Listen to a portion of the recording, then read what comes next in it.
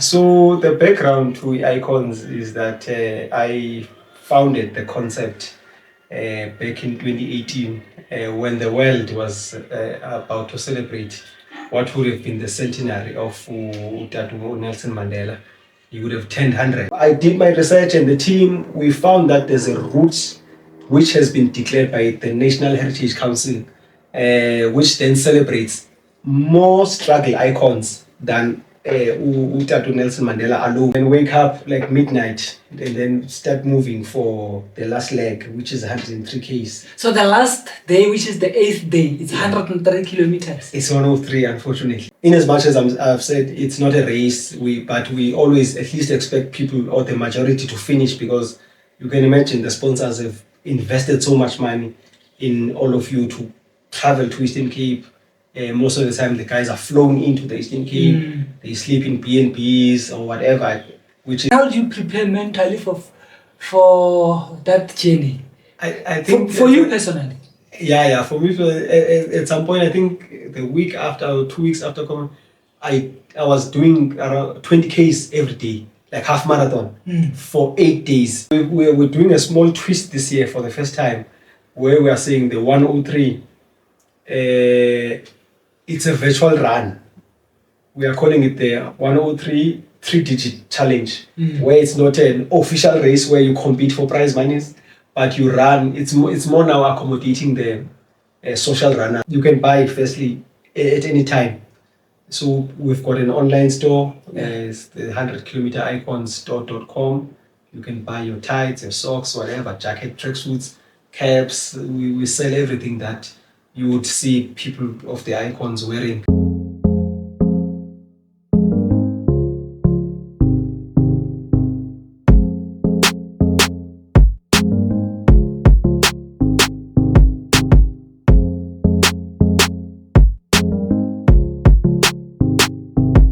Folks, welcome to this episode of the Run-Ups podcast with myself, Rotokholo. And today we are hosting icons. We've got Ntate or Ukumkani Vulituba Sangoni. He is he's the founder of Icons, but I stand to be corrected. We are grateful that he traveled all the way from Eastern Cape to come and grace us here on our podcast, and we are grateful for that. And for you at home, like, subscribe, comment, and tell us if you want to know more on the comment section. And without further waste of time, we welcome Ntate Vulituba. Mhlekazi wami omhle. Tatu Rotokholo. Yeah. Thanks for having me, and greetings to all your viewers. Let's just get into it. Yes. Please give us a background of Icons. I can see you wearing a nice Icons top here, and I'm green with envy because I think 400 kilometers for me will be too much. But you guys have done it, and you are doing it again just in few months' time. In fact, we are announcing the guys who will be running 2025 edition tomorrow. So okay. Many more crazy people are coming. Yeah. So the background to Icons is that I founded the concept back in 2018 when the world was about to celebrate what would have been the centenary of Tatu Nelson Mandela. He would have turned 100 if he was alive in 2018. So the concept that year was that if we come together as 100 runners and run 100 kilometers for Mandela 100 years. Yes. That was the concept. So we brought together 100 guys. We selected all over the country. In those days, I was staying in Pretoria. So we gathered a lot of runners from Athletics Gauteng North, from various clubs. And then we mixed it up with runners from KZN, Eastern Cape, as far as Cape Town. So we had the 100 runners running on the 15th of July, I think, 2018. Out of the success of that run, then it gave birth to what we now know as the Icons Journey Marathon. Because 2019 now, everyone was saying, hey, I also want to run 3 digits, meaning anything over 100 or 99 kilometers the number 100 gives you 3 digits. Yeah. So that's where this thing was coined, this 3-digit gang. You are part of the 3-digit gang. So the 103 gave people 3 digits. So it has grown since that time, from 2019 as the Icons journey, and to where it is now, 2021.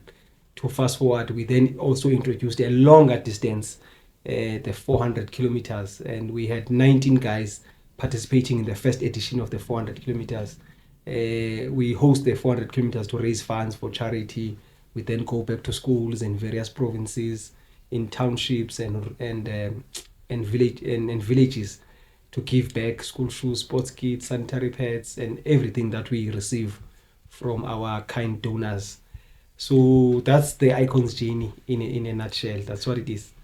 Let's just get into it a little bit. So in 2018, 100 runners gathered. Yes. And what distance did they do? So they did 100 kilometers. No, just 100, not 103. Well, they did 103. Yeah. We were meant to do 100. Yeah. But I was also part of the runners. Oh, so when we were around halfway, around 50 kilometers, passing Mqhekezweni, so some of the guys were already teary. They were crying like real tears, because it was their first time going to Eastern Cape, going to the former Transkei, and they are running past Mqhekezweni. I mean, the guys have read the book Long Walk to Freedom, where Omadiba says he grew up in Mqhekezweni after the passing of his father and all these things. So when we run past there, you actually see the great place, the home where he was raised. So I think the guys were just in Antique. Could remember what he was going through as a 9-year-old boy. Anyway, as we were passing there, we received a call from one of our sponsors, the municipality, or Tambo municipality, saying, "Hey, where we were originally meant to be setting up the 100-kilometer mark, there's a technicality here. The gates somehow are locked. We can't access the venue, and we don't know who's got the key." So they went and set up 3 kilometers down the road. Sure. So that's how the 103 started. Yeah. So we actually ran 103. So from there, when we then researched further, we discovered that no man, in SA, the longest marathon, I think in Cape Town, but these guys are doing a loop. You do 5 loops of 20 kilometers or 20.1, whatever, but you get 102 kilometers. So this 103 makes the Icons technically the longest event in SA. It makes it the longest event in SA under 24 hours. Remember the washes and whatever, 100 miles at 26 hours. So they are 2-day events. So under 24 hours, we're now I'm not sure if we still are, but back in those days, the 103 was the longest in SA. And we then said, let's keep this 103. Maybe it was a blessing in disguise that the gates were locked. Then when did the first 400 kilometers run? So after that was 2018. 2019, it was an official race now, the same distance, but people were now paying entry fees. And to do 103. Okay. We then also introduced shorter distances to make it more attractive even to other social runners, 35 kilometers and whatever. Yeah, more accommodative. More accommodative. Then 2020, it was COVID. But later on 2020, when COVID was better around December, I would say the team behind Icons was inspired by the run done by Uthemba Matebule, the guy who ran 450 kilometers from Centurion to Mpumalanga. Over 15 days or 12 days, I think. So we're part of his seconding team. Yeah. He invited us as the Icons. So we're part of that. I think a month later, Utsepo Malapane also ran 300, and his team ran 300k from Pretoria again to Pulukwan. Over 3 days. So we were also invited. We were part of that. So it's important that I mention these two, because they are the 2 events that actually inspired the founding of the 400 kilometers. Because as we were part of these 2 runs, I think one was in October or November, the other was in December, but 2 consecutive months in 2020. So I'm sitting there thinking, man, there's nothing like this that is taking place in my home province, where I come from in the Eastern Cape. Remember, I'm living in Pretoria. Everything, I've been here for 20 years, but there's nothing like of this nature where people are running. So I did my research, and the team, we found that there's a route which has been declared by the National Heritage Council, which then celebrates more struggle icons than Utatu Nelson Mandela alone. Yeah. More struggle icons like Utatu Chris Hani, Tatu Walter Sisulu, Mamu Albertina Sisulu, and many others. Many others. King Sabata Dalingyebo, the father to the current king of Amatengo. Okay. Many of them are born on that 400-kilometer stretch of road. And the National Heritage Council had declared that route as the Eastern Cape's Liberation and Heritage Route. But when we check the route, no activity is happening there. And in fact, people don't even know about it, people from the Eastern Cape. So we thought we can use this vehicle of this run to promote that route, promote the heritage of the Eastern Cape, also raising funds. So the first run, to answer then your question, it was in 2021, coming back from the two events which were done by Utemba and Utsepo. So in July of the following year, we launched the 400-kilometer iconic challenge with 19 runners from all over the country. So it was a success because, I mean, we had a mix of guys. I think there was only one lady there. It was 18 guys and one lady. So, but it was a success. Yeah. Then from there on, or just before we get into the jinx of the icon's journey itself, let's just go back to the history of, because the 400 route touches different, like it covers a stretch of where some of these struggle icons grew up or have been around there. Can we just maybe just tell us a few stories of, we know the story of Nelson Mandela, but you can also just add a little bit of that to say he grew up in where you just mentioned, but just mention other, because the route starts at, is it Blackberry? So the 400 or the 103? The 400. So the 400 starts in Alice at University of Fort Hare. University of Fort Hare. Where the likes of Robert Mugabe, like former presidents, state presidents from the African continent attended. Studied there. Including Nelson Mandela. They studied there. They are tertiary. So it starts at the gate, at the premises of Fort Hare University. Then it tracks, it touches, our first town is Fort Beaufort. Fort Beaufort. You also find the high school where Madiba matriculated from. It's called Hilltown. We actually touch the school. We go there, we stop. So on day one, when we get to Hilltown, we are on 21 kilometers. We are still halfway. So we get halfway of the 32. So we get to the school in Fort Beaufort. We stop, take pictures, and then we run. I think Uma Mushalut Makleke was born there. One of these struggle mamas.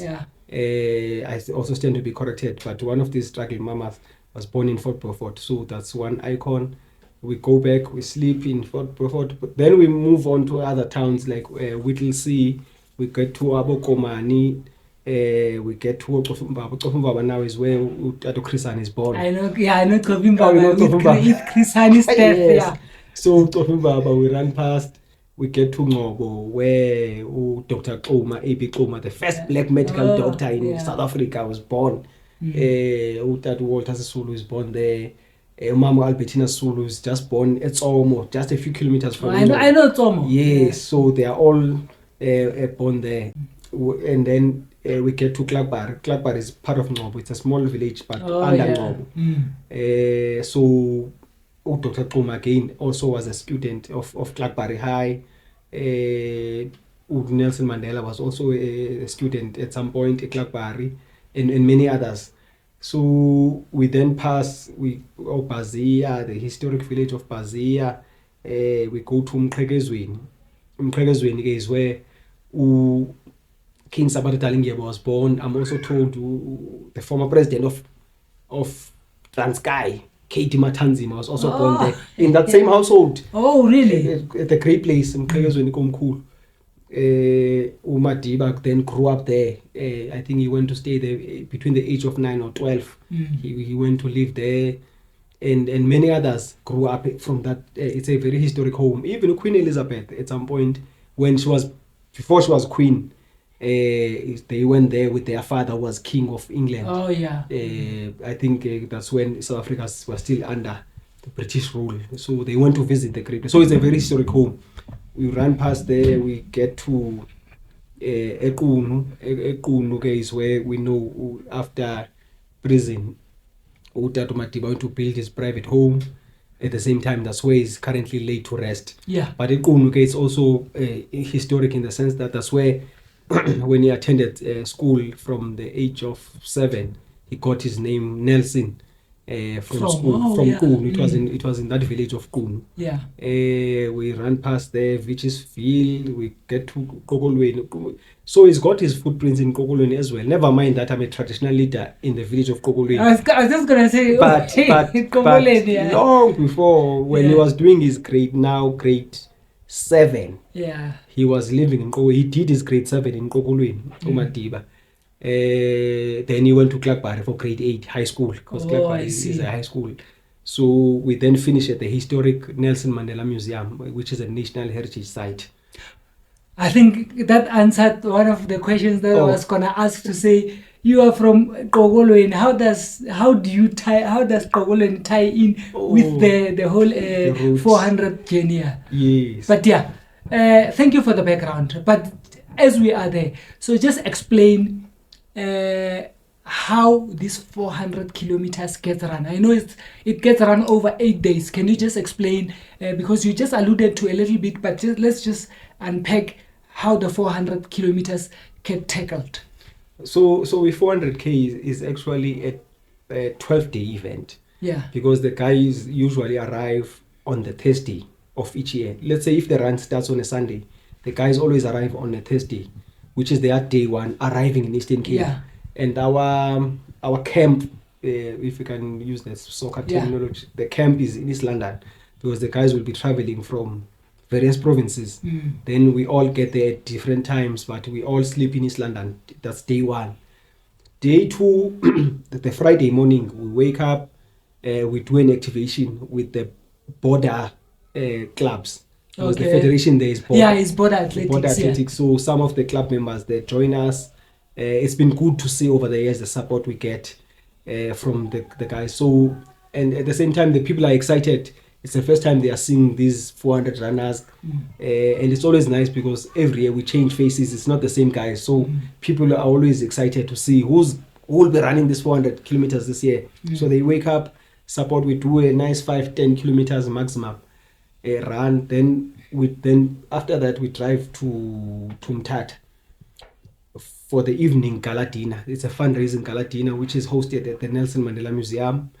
It's always nice as well. We interact with traditional leaders, schools, school choirs, government officials, MECs, mayors.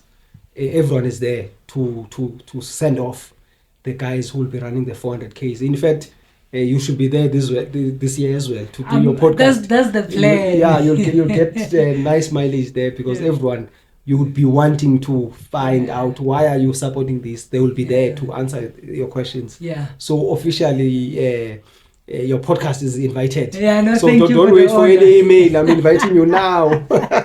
Yeah, no, thank you. So, thank you for the invitation. So there's a fundraising gala dinner at the Nelson Mandela Museum, which is, I think, the only museum, by the way, in South Africa, Nelson Mandela Museum. So it attracts a lot of foot traffic. We usually see a lot of tourists, guys from other countries coming, even more than the people of Mthatha and whatever. And there's a lot of things that you'll see there. They keep things, gifts which Madiba himself received as a president in those years, and so on. So you get to see, it's a very nice place. I would encourage everyone to visit the Nelson Mandela Museum in Mthatha. Yeah. So the following day, the Saturday morning, we then do another activation with the runners under the Atra Federation Athletics Transkei. Yeah. So Saturday morning we do another 5K. So now this is day before the actual run. After that run, we then tour the route. So the guys have not been to Eastern Cape. They have not been to the former Transkei. They don't know the place. So you showed them they have a hill before they take yeah, we show them at least so that the mind is strong. Yeah. We show them Qunu. We drive to Qunu. They see Qunu. We drive to Mqhekezweni, a great place. They go inside the home. They visit. They see the Rondaville where Madiba was sleeping in up until he ran to Joburg to join politics. Yeah. So it's a very historic home. It's still preserved as it was when he was staying there as a young boy. So after that, we go to Clarkbury, the high school he attended. From there, we go sleep where we'll be starting, either East London or close to Alice.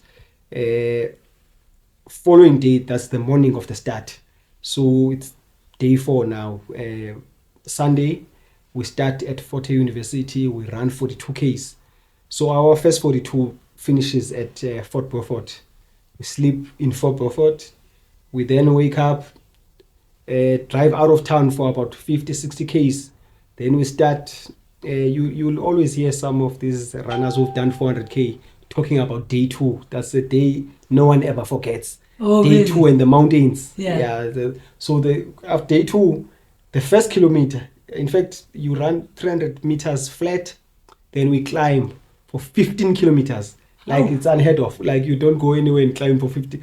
There's no flat. It's So just a mountain. Njanga is just 3 kilometers. Njanga is nothing. 15 kilometers Yeah. of climb. Yeah. So fortunately, we are still fresh. It's still day 2. Yeah, no, definitely. And it's within the first kilometer, we're already climbing. So by the time we are tired, we are over the hill, and the rest of the 42K is a bit easier. But everyone remembers day 2. Pardon me for interrupting. Yeah. I think I can compare it to the Mandela Marathon that used to run in Pietermaritzburg Yes, to Howick. Yes. From 11 to 21. Yo. It was up. It was a and mountain. people were always complaining about Yeah. that. So I think, I can. So the guys always also ask us, couldn't you just made us start after this mountain and then we run? Oh, yeah. So we've left it intentional so that it's part of the struggle. It's part of you saying you are here to struggle. You are an icon. You are an icon. Yeah.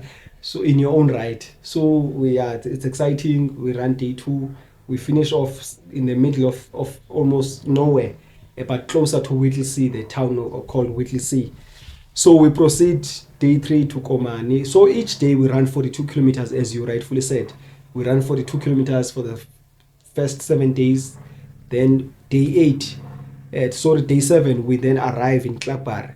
So when we arrive in Klakbar, you must remember we have been to Klakbar a week before when the guys are touring the route. On our arrival. They interact with the students. We introduce them formally to the students to say, because it's a big school. Klakbar is a very big school. In the hostel alone, there's about 700 students. Oh. So when we introduce them to a mess of people who are excited. Yeah. So the schools will be open. Oh, they'll be open. Yeah. So already people are waiting for them to come back. They know that they will be going to Alice to start. So when we arrive then on day 7, the guys are tired. They just want to sleep and then prepare for the last day, which is 103 kilometers. So, but the students welcome them. It's a festivity.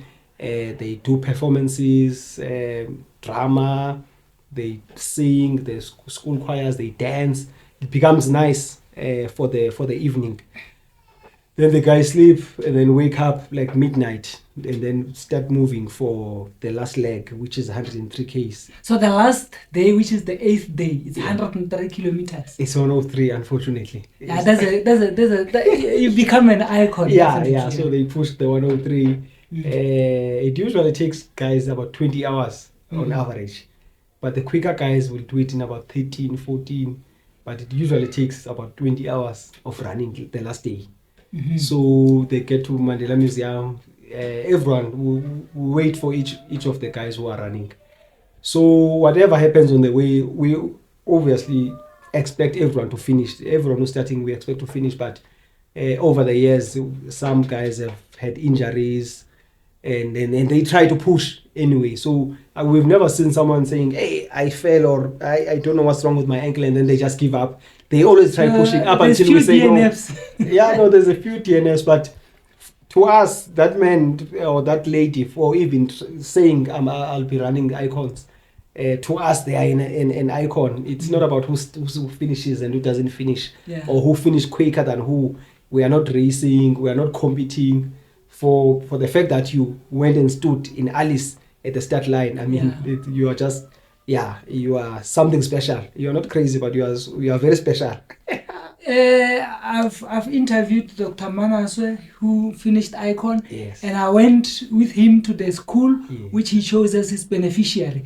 Let's talk about that, the entrance, as to what cause do they run for, individually or as a collective. So we run as a collective, where we are saying out of everything that is raised, we then have a split. So over the years, the Icons Foundation, because Icons is a foundation, gets 30% of whatever. If someone gives us 100 pairs of shoes under this umbrella of the 400-kilometer Iconic Challenge, then the Icons will get the 30%, the runners will split the 70%. Okay. Yeah, so we've been fortunate to be receiving quite a number of school shoes over the years. In fact, the first 2 years, we had a lot of school shoes. But last year, we were fortunate to even receive sports kits from Scotland. So we were in fact busy with that. I was with one of the runners, as I'm in Joburg now, one of the runners where we were trying to ship the sports kits to the various guys' homes, which they should receive this week or next week.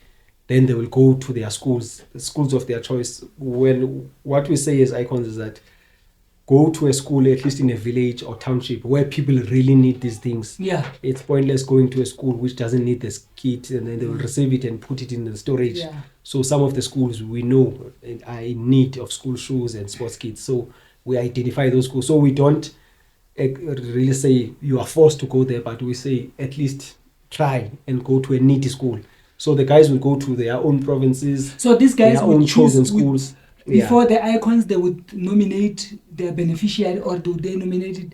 It's up to them. Okay. They can nominate a school at whatever point, Okay. before the run, during the run, or after the run. Okay. Because at least as we run and we are collecting funds, we'll all have an idea of how much each one will receive. Then obviously once you have an idea of what you'll be receiving, either sports kits and school shoes, if they are sanitary pads, you then start making your own plans to say, well, I'll go to the primary school.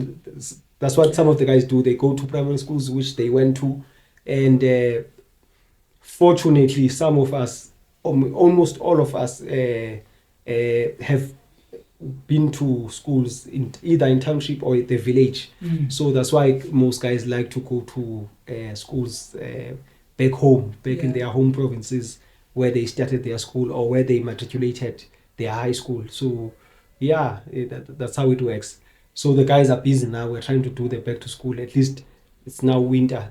That's when they really need school shoes and the kits for sports. And then who can enter? Anyone daring. Look, 2022 we had one participant or two, if I can remember, who had not even done comrades. They went and did the 400. Wow. Yeah. So anyone who feels, because it's not a race, but each day the guys run the 400k in an average of 5.5 hours, say 6 hours. The slowest person every day runs 6 hours to finish the 42. So it's not, fortunately, there's not a qualifying criteria and nothing. So you just run to finish. So we also encourage guys to run as packs or as groups or as buses, depending on their speed, so that we all encourage each other. The faster guys, it's usually a smaller number, 4 or 5 guys, but the bigger group is always the sub-finish pace. Like those guys will be moving at 7 minutes per K as a group. Team morale, then they just move together every day up until they finish. So it's always good, and people bond there. We've seen guys bonding, like even beyond the event of the Icons. I was watching someone posting a video this week on this social media platform, Facebook, I think, and one person commented that, or in fact their own caption, I think it was Tumelo anyway, saying we're brought together by a good cause. So before that time, they did not know each other, these guys who ran in 2022. But today, you cannot separate them. Yeah. They are so close. They are even closer than their own club members. They are so close. Because I mean, if you conquer something, because it's like conquering a wall. If you run that 400k, you just naturally become close to the person you were with. So they were they were at their own Robben Island in Yeah. Eastern Cape. Yes. So yeah, you put it nicely. They were in Robben Island of the Eastern Cape. And then entry fee. So participants, anyone can enter. At the same time, you obviously you are at an advantage if you've run an ultra, like you've done comrades, and you can, or any other washi or whatever ultra distance, lost scope, whatever ultra. It's an advantage, but it's not mandatory that you must have It's not an a ultra. prerequisite to Yeah. it, yeah. So there are no entry fees. So you apply. You just motivate why you should be considered. It will be basic questions like, have you ran for charity before? Why should you be considered? It's those types of questions. And what does it mean to you? Like, we need to see. You must just fully motivate. Why? Because remember, out of this thing, even Icons is not paying for your traveling. So the guys don't pay for anything. They don't pay to enter.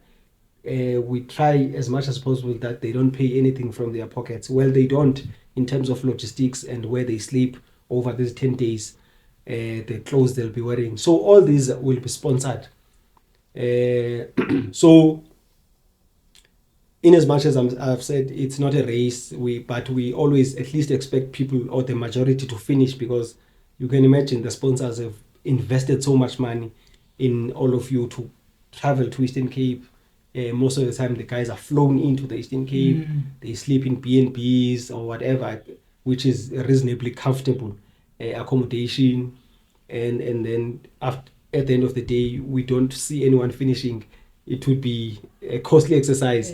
So also the sponsors are motivated when they see at least 80% of the people in each year finishing, because even the sponsors are part of the journey, are part of the 8 days. So it's not only the runners and the Icons team, even some of the sponsors like ABSA and everyone, they form part.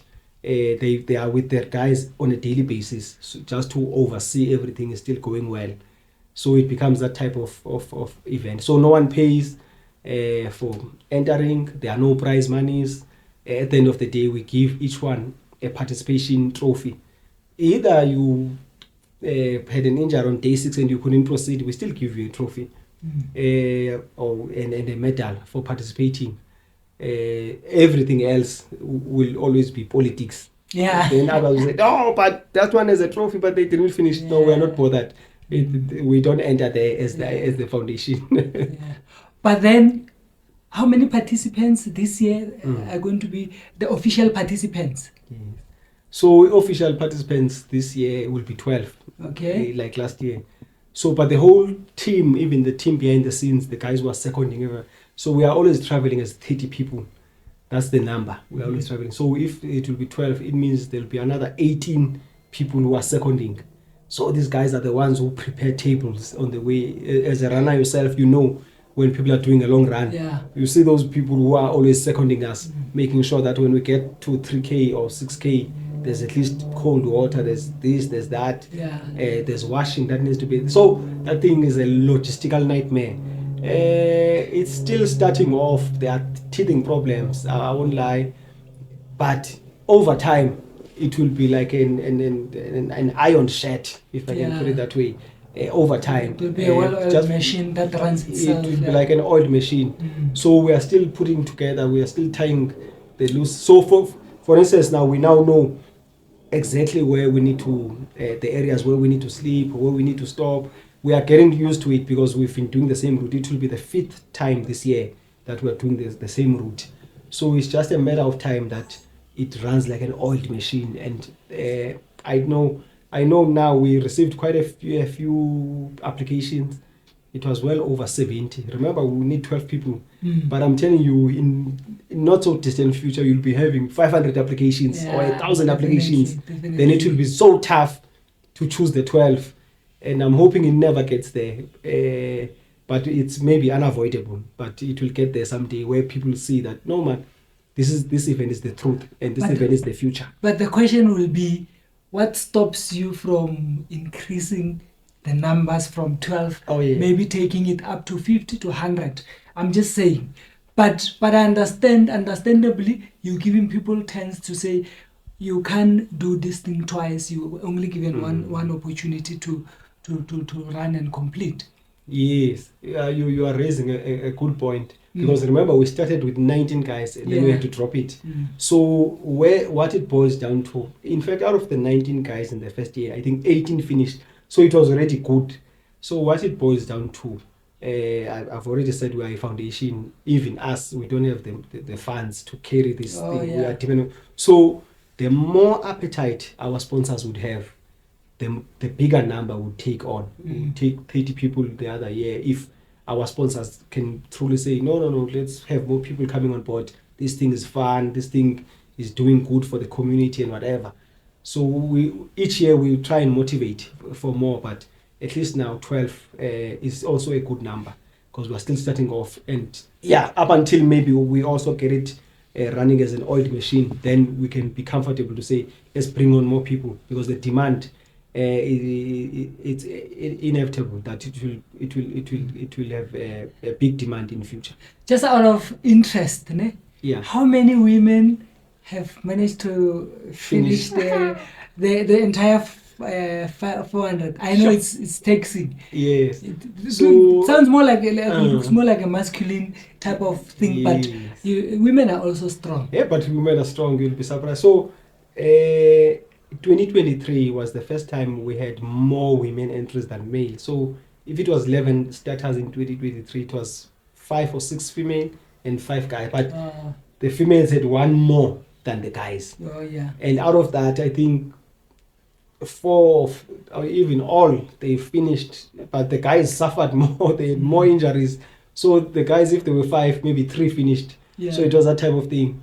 So overall, we have not had many female participants except for 2023, which had the most. We had 1 in 2021, maybe 2 in 2020 or 3. Yeah. But give or take 12 women out of about 50 starters so far since 2021. At about 50 starters, we've had about 12 women.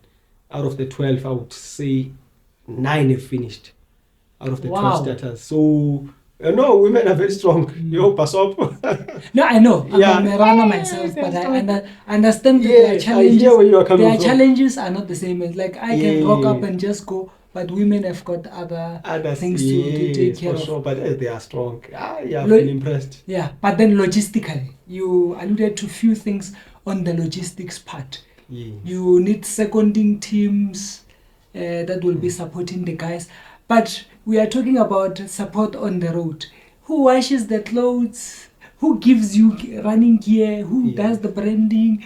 Do you have your sponsors covering everything? So some of the stuff will come from us as the foundation. So part of the team, the guys do their own washing of the clothes, but we give them the clothes. And we additionally say on one of the days, we out of the 8 days we run in themes. So day 1 would be let's wear black and for cancer awareness. Day 2, let's wear red for whatever awareness, no to GBV and so on. But one of the days we say this day let's wear our club colors so that we don't get lost as to where we come from. So let's all showcase our clubs. Everyone comes in their club colors. So guys are free to wear their club colors and so in between the days. So fortunately we started around 7 every day, 7 a.m. We finish at around 1 p.m. So it gives guys enough time to do some of their washing of their clothes, where we'll be sleeping at a B&B or whatever else. And then the guys, the seconding team, they cook at night, so we prepare our own meals, pap and whatever we need to cup or load for the following day. So we also get sponsorships from places like 32GI, where we give guys who want to use supplements, and those like Aquile, they give us water for that water you can even shower with that water. It becomes so much, and we are so appreciative to all our sponsors. So they come in with various items, water, supplements. There's guys who are physically there to do the seconding. They prepare the tables every day. We've got a massage team that comes and massages the guys. Medical team, those guys are on call whenever, I because see. at least we are passing through town. So if fortunately we have never had a serious case where we really need to go to the hospital, except for 1 year. I think 2022. On the last day, one of our eldest runners, the man was over 60 years, if I remember.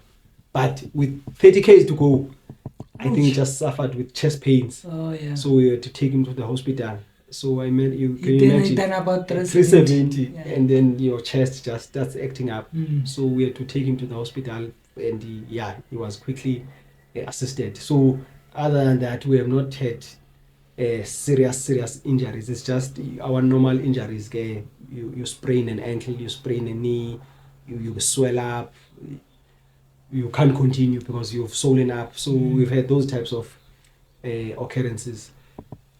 And then, I think now road running has become popular in our country to a point whereby you go to just a small town, a small village, you'll find runners. Yes. And I believe it's the same case in Eastern Cape. So you've got the 12 runners running, and you run in Kogolweni, this Kogolweni running club, and they want to join in maybe on the 10K of the journey, or maybe they want to do that 42 because it's in their neighborhood. How do you handle such queries or such people with that interest? From the Eastern Cape, we are very accommodative. Either during the actual marathon, we even have, what do you call them? I don't want to say initiatives, but there are platforms which we've created to accommodate either school kids, where school kids in our actual marathon, the Icons Journey Marathon, they compete amongst each other at no entry fee. At different age groups. So under 15 boys will run at the 14 kilometers at no entry fee, and so on. Like we accommodate school kids and people from the village. So we are very accommodative. I'm not sure if I got your question right. Okay. But if let's say you get to Ekogolweni and there's a group of guys, they are runners in the area, they say we are here just to accompany you, maybe do the 42, maybe do a 21 or you with you the 400K. Yeah. And they will just do that, and then maybe you get to another town. Yes. Others show interest. How do you accommodate such people? Oh yes. The 400K is open to everyone. So from day one, I said we do an activation where we run in East London with the border athletics guys. From that day up to the last day, anyone can join at any point. Okay. Yeah, so I know the starting point is always the most exciting one, because we always start on a Sunday, because we start Sunday, we finish Sunday, so it's a weekend. Clubs come from all over, even government officials, mayors, and whatever, MECs are always there. So everyone is hyped up. Everyone wants to see this run a success. So everyone joins day one. But as we run, it becomes less, because now it's during the week, people are at work. But when we start in the mornings, some of the club members, like in places like Komani, there's a big club there, Komani Athletics Club, I think that's their name. But each year they've been there. They know exactly where we are starting. There's a shell garage that's there. Yeah. They know exactly where we are starting. So we find them waiting for us there that morning. So they run 20 Ks. Some guys do the whole 42. It does, and they also share with the food that we are carrying. So we don't say, hey, when you don't drink that water, it's for the runner. No. We accommodate everyone, because it's good that the people who are running see other people. It's just good for moral support. Yeah, because you've been running these mountains for 3-4 days alone. So it's always good. The more people, so I think that way, the better. I think that way, even you get to form a larger buses. Yes. And to make these guys run alone in small groups. Yeah. No, it's good, and we accommodate everyone. Okay. As you will be running for that 8 amount of days, you said the first day is always the popular one where people are. And then what about the last day? The 100. I'm interested on the 103 kilometer one. How does it normally fare? Because we start at night, like midnight, so Yeah. you won't see people supporting up until 7 a.m. like in the morning when once you see sunrise. But the last 30 Ks is always the most popular because now we are closer to the finish and everyone is now moving from town, from Tata CBD, driving to see where we are, then some drive with us. So the last 30 Ks, I would say, becomes a festival. Because everyone along the route now from the villages, they can hear the cars, they can hear the hooters. So the last 30 Ks or the last 4 hours of running at least becomes very, as we get closer to town, the numbers on the road, the support becomes bigger and bigger and bigger up until we get to the finish line. Okay, you've participated or you've been around on all the 5 runs. Which ones did you participate in whereby you did the entire 400 running? I know you're an organizer, but I don't know your rules. Maybe you are given freedom to run as well. Yes. So it's funny because I had the same conversation with someone a few weeks back where they were even complimenting me. When I winja. So I'm 400 every year. No, I don't run 400 kilometers every year.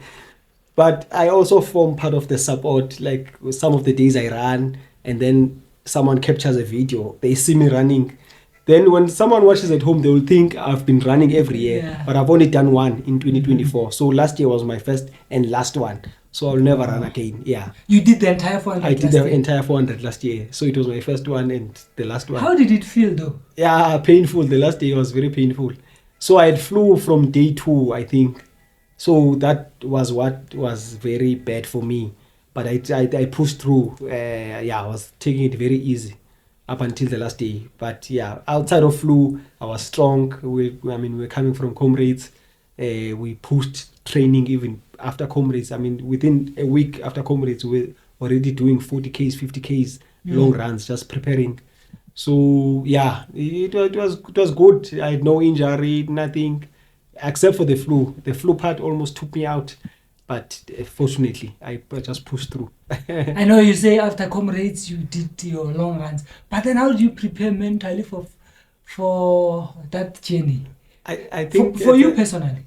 Yeah. For me, at some point, I think the week after or 2 weeks after comrades, I was doing around 20 Ks every day, like half marathon, for 8 days, like straight, just to prepare the mind that, okay, if I can do half marathons for 8 consecutive days, at least I can shuffle to do a full marathon for 8 consecutive days.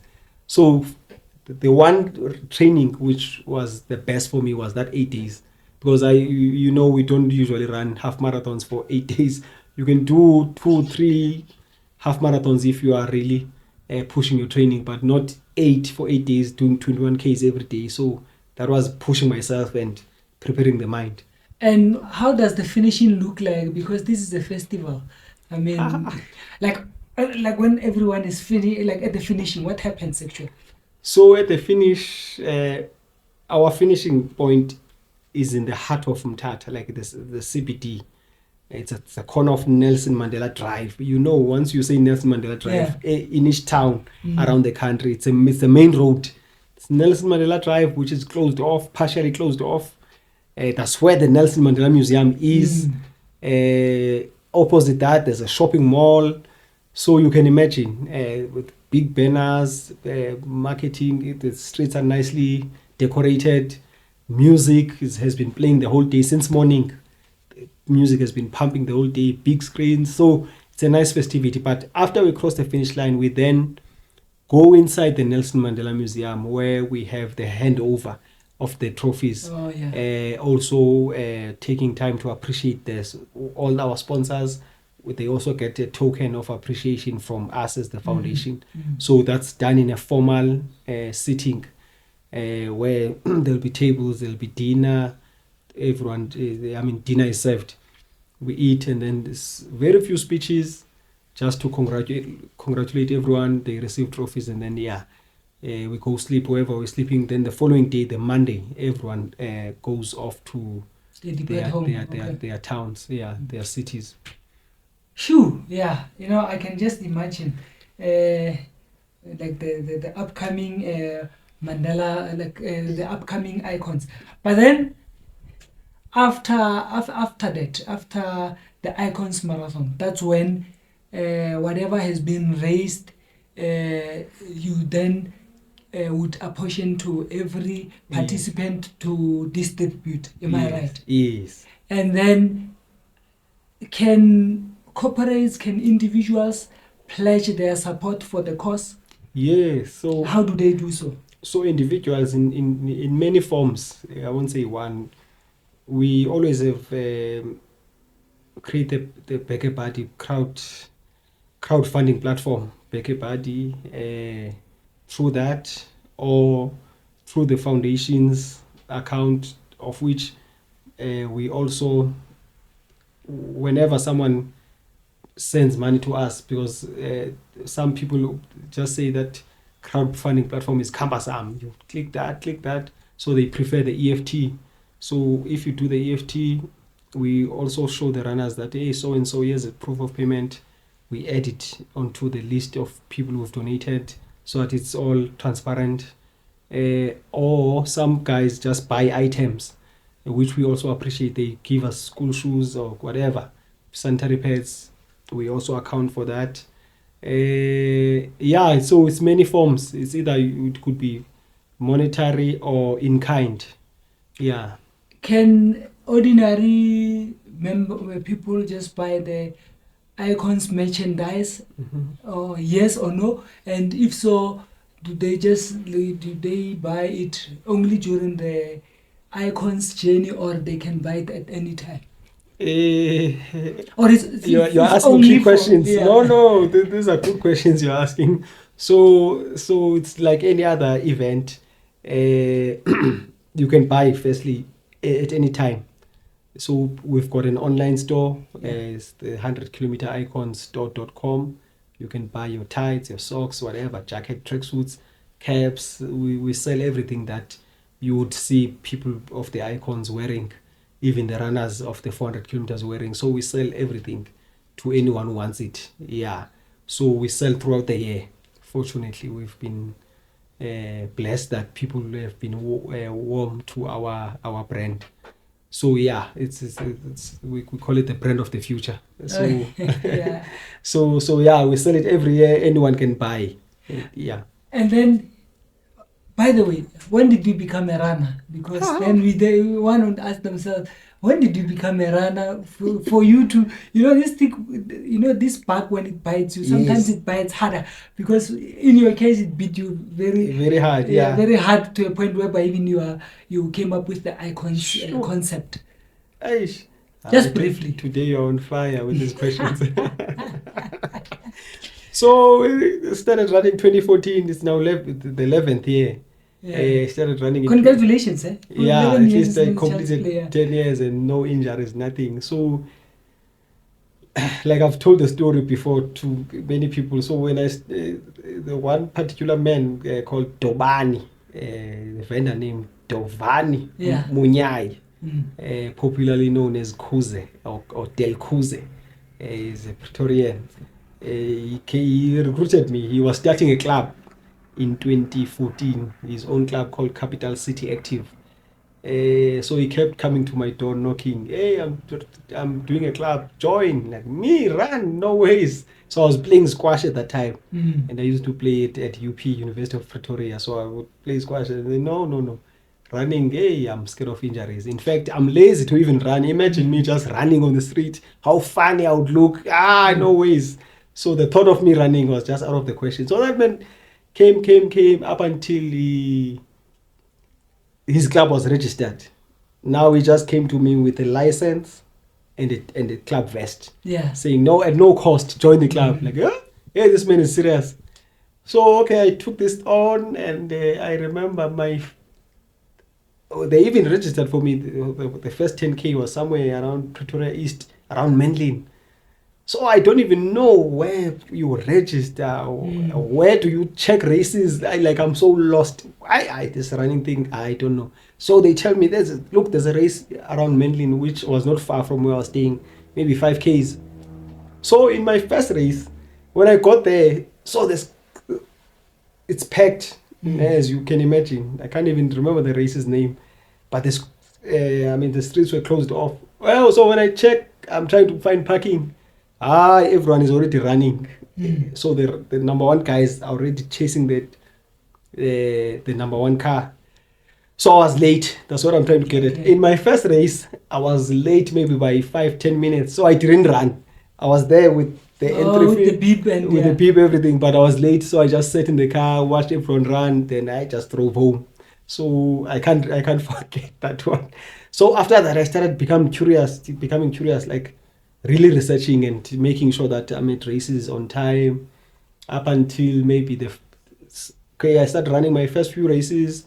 So I didn't know anything about buses, anything. I was just there to run like normal people. Just get there, do your own thing, collect medal, go home. But this group of guys just fascinated me. I think about Thabo Rampo, about Otto Mhlwane, Utumelo, Red Sox. They are the three of them, and obviously there were many other guys. They were in this group called a bus. Like, hey, so for 2 consecutive races, these guys came from behind, and they always found me at about 21-kilometer mark, because my first few races were 21 Ks. Okay. So they always caught up with me at around 16 Ks. And I tried running quicker, like I couldn't run quicker. The bus came, they would pass me. And I'm thinking to myself, yes, hey, those guys are cool. Like in that rhythm, they just came from nowhere and I couldn't keep up. Slow, you can't keep up. So they were slow, and then so on the third race, which was in Joburg, what is it? The race at Vets Kudus. Yeah, Varsity Kudus. Varsity Kudus. That's the first time I joined those guys back in 2015. It was my third 21K. So I joined those guys from start to finish. I was inspired. And I was even telling one of them, Utumelo, Utumelo used to wear Red Sox, so we were calling him Red Sox, that no, I'm going for my first 42 in that year, so he must just mentor me and tell me what I need to prepare, which was Sanlam. So we gave me a few tips, and I was with Sanlam, and we ran together, first 42 with those guys. From there, I was part of buses. I was part of the fun. Then obviously, I introduced my own character within the buses. Firstly, I was running with a whistle. I used to play a whistle. Okay. So I was not part of pacing. I was not checking the time. I was just playing the whistle. So I could see people are enjoying this whistle. So whenever I stop, some would say, hey, Mr. Whistleman, hey, where's the whistle? So as the years went by, I was introduced to the tambourine. So the guys were always playing the tambourine, but I could not play the tambourine. Really? Like running and playing the rhythm, like I could not, like I was out of rhythm. So I ended up playing the tambourine, and I was introduced to a coach, Madoko, who really now changed my running. Yeah, the king of buses. Yeah, no. Madoko, he did, yeah. And what you see as Vulutuba, that he was just polished by singing, playing, joking. He's a master. It doesn't get better than Coach Madoko. No, it doesn't get better. So I was introduced to his training group in Pretoria North. I would train with him. He would be the one controlling the bus, and I would be the one next to him playing the tambourine and the whistle. So I'm not checking time. I know Madoko will be on time. You must just make sure you are fit. Yeah. So the coach will be there on time, whatever race, comrades or 21. So he's always on time. So so from there, I think I took many notes from him up until I could now do my own buses, taking experience from the first group of guys who introduced me to buses up until Madoko polished me. So now I'm safe to even do my own buses. I'm very confident and comfortable to drive buses of whatever distance. 11 years late, how many comrades medals? So I started in 2016. I've done all consecutive comrades except for the COVID years. So I've done 7. So I'm going for my 8th this year. So next year was supposed to be number 10, 2026. It will be my 9th, then 2027 will be the 10th. On the centenary. No, that would be cool. Oh, Centenary will be, you will be doing 10th on the centenary. Is it? Yeah. Okay, it's a blessing in disguise. So yeah, so I started in 2016. So I've started and finished all so far. And have you, when you went back home, you are a chief there, I believe. Yes. How do you run in front of you? The people- nation will look at you and say, no, you can't wear a tie, you can't wear a short. Ukumkani kumele kube ukumkani man tata. So fortunately, I was running before I was put formally as a traditional leader there in the area. So they were already used to me. And fortunately, again, I've inspired many people to be part of this running. If they are not part of it, they're at least assisting. Whenever Icons is coming up, a bigger group of the local organizing committee will be people from my villages. They will be attending meetings, making sure everything is well prepared. So they are just inspired and they want to be part of this running community. But some of them, unfortunately, they are so old that they can't start running now. They are in their 60s and whatever age. But whenever Icons is coming up, they are there, part of the LOC. This is not an end of our conversation, especially that now that we're going for comrades, we're going to go for Icons after comrades. I think comrades is Icons will be the next big thing after comrades. Vibe dies down. Yeah. So that's our wish as well, that we can take some of the guys who finish comrades and then they can come either to the 35 or the 103. But we're doing a small twist this year for the first time, where we are saying the 103. It's a virtual run. We are calling it the 103 3-digit challenge, where it's not an official race where you compete for prize monies, but you run. It's more now accommodating the social runners who just want to challenge themselves. So virtual, I can do it at the comfort of my place. So it will be in two forms. You can enter, and once you enter to run it at your comfort in Pretoria or in wherever, you then enter to run it over 8 days. You must run the 103. You do 13.8 Ks every day. From this year it will be from 20 July to 27 July. So you are running in solidarity with the guys who will be running the 400. Nice one. So each day they are running 42, you are running 13.8. Just to also keep fit and you are at your comfort. So a medal will be shipped to your home. So as you enter, you put in your entry, your address and whatever, where you want to pick up the medal. So the other form now, if you want to receive that beaded medal, the beaded medal, and the cap and the t-shirt, we are also introducing a jacket, a finisher's jacket and Icons. This one is nothing, a proper jacket of the Icons for the first time. It will be now for those who enter to run. You must now run on the original route from Klapbar to Mthatha, but with your own seconding. I see. It's more of the wash style, where it's your own seconding, it's your own challenge. But you can now do that any of your chosen day between 1st of July to 31 July. Or when does July end? 31, up to 30. So you can choose any day in that calendar month. Then you submit your whatever, Strava, whatever, to prove that indeed you ran. Here's a map. And here's your time. Look, there's always room for people who want to cheat, and you won't cheat us. It's like you can say you finished washing, and yet you ran 50 Ks of the 160 or whatever. So the organizers are not really bothered. It's you are cheating yourself. But I think in a way it's a way of growing the Icons brand. Yes. So we're trying various ways. Because some would complain that it's way too far from comrades. I was still fit, but now it's end of July or it's too close. So you've got a month to choose your own date. You can mobilize and organize yourselves as a group of guys to say, hey, let's go there. There's 5 guys from Gauteng. We'll get someone to second us in Mthatha. Then you can choose any day. You just run the 103. You submit. We then ship your jacket, your medal, your whatever that's due to you. So it will be nice in that way. Otherwise, the 103 is still there, but we are introducing even the 8 days. But the 35K and the 14 kilometers are still there as physical events where you start the 35K in front of Madiba's home in Qunu.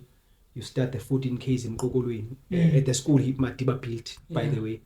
It's a high school, Olizwe Sangon High School. So those are the 2 physical events in the 400 kilometers. Nice one. But I should thank you for your time, Tatawam or Trebulam. So, but anyway, thank you for coming to talk to us about the Icons journey.